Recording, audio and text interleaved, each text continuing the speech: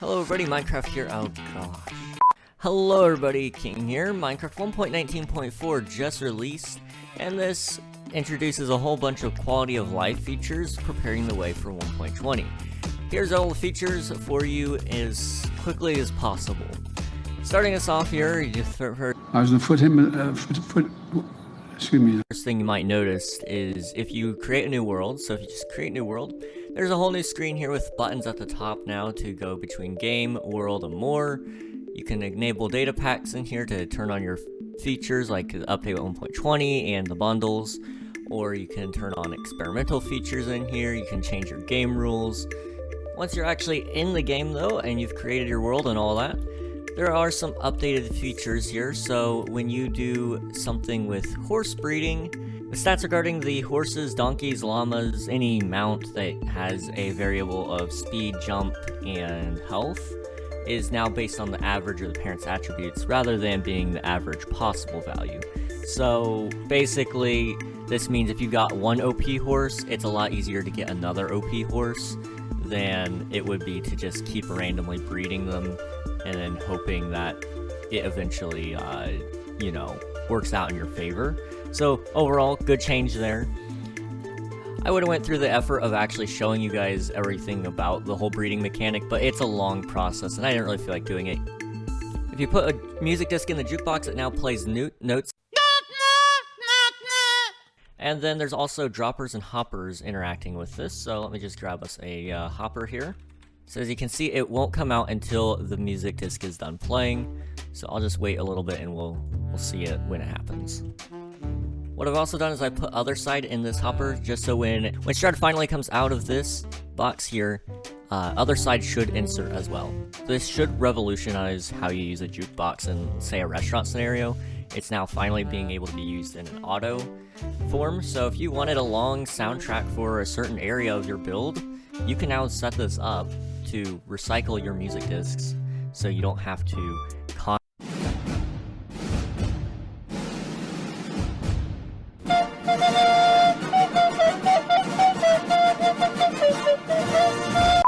Interestingly enough, I can't figure out what's going on here, but it seems to me that the, oh, I read the changelog wrong. Okay, so the comparator still works as normal, but the redstone coming out of the jukebox, it does emit a level 15 no matter what disc it is. Currently, other side is playing in there. That is actually why your hopper is locked. I didn't realize that it was locked, so I believe if I do this, it should fix it. Yes. So if you actually wanted the system to self-cycle, you would do something like that, and then, you'd actually have it run into a hopper, or a dropper, dropper elevator it up into this hopper again. And then you actually have a self-cycling jukebox. There's also a creative menu change again in this update, which is that the paintings now have variants. If you just look up painting, as you can see, there are all these variants. So this one's the random, it's just the normal one you get in survival, but you get things like the kebab med tray pepperoni from Christopher Zetterstrand, and you can pick out, say, fighters also from Christopher Zetterstrand. This is overall a very good change for builders and creative mode. I hope they carry over some sort of functionality for survival, whether that be adding a menu for the random variant, or adding something to make it so you can select paintings, or making it so there are, like in certain chests and structures, you can get a painting that's rarer than all the others, maybe not included in the variants. Not sure if that's a possibility, but I hope it does come at some point in the future. I think I get the point. It's always interesting coming back to these old update worlds where I've messed around with certain features and I can't remember why. Like, just seeing the ghasts floating around in the overworld for some reason is a little goofy, just a little. Alright, ignoring that, the crafting recipe book is now changed a little bit, so the crafting table recipe is unlocked immediately on creating a new world, so you can immediately figure that out if you're brand new to the game. The crossbow recipe is no longer unlocked by sticks, so now you need to probably have string, or possibly whatever the other materials are to craft a crossbow. I've never actually crafted a crossbow, I don't think. Most of the time I just get it from piglin farming, which I do all the time on my viewer joinable SMP called King SMP. You can join it using the link in the description, or I might even drop the IP down there if I'm kind enough. Alright, now that we have that little bit of shameless self-promo out of the way, let's go ahead and get into some of the extra features here. So we got some accessibility changes. So the accessibility on board screen for players launching the game for the first time is now a thing. I haven't seen it personally. If I could find an image somewhere on Google, I will happily put it up on screen right now. However, I have not had any luck finding these images in the past. Auto jump is now off by default, which is a blessing. I've always hated having auto jump. I know some people love it, and it is a good accessibility feature, which if you need it, just go into your accessibility settings, and it's right here, auto jump. It's kind of annoying. I can see why it's useful for some people, but for me personally, it's more of an annoyance than anything. There's also arrow key navigation, so if you're paused, you can now use your arrow keys to scroll between each page, and I believe if you press enter, yes, it's enter, you can select things. So let's go to my video settings, and let's turn up my render distance, shall we?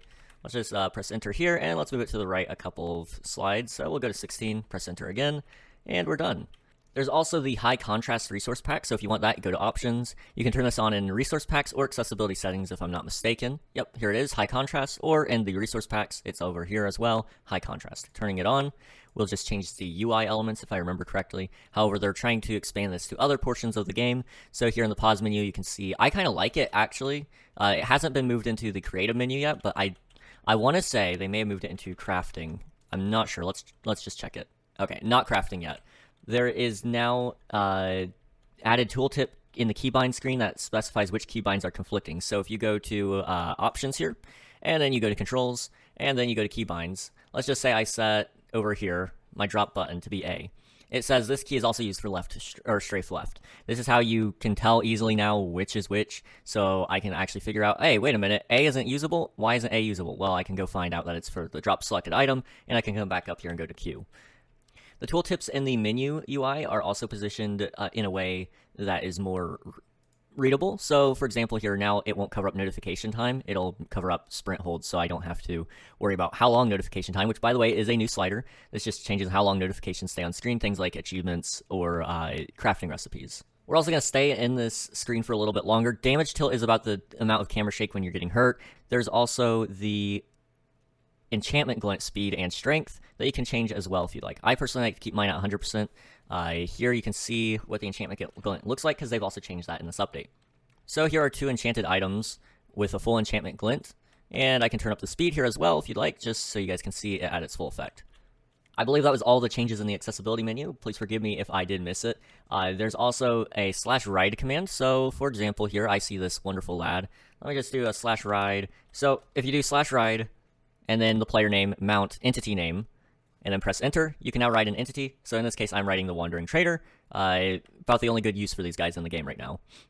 And I believe if you look at any mob that you want to potentially write as a mount, it should work, yes. So all I gotta do, let's say I want to go over here, we see a Zoglin. These are very rare to come by in normal gameplay, but it's fine. Oh, they kill babies? What? I've never noticed that before. That is actually kind of awesome. Okay, you killed him. Good job. Good job.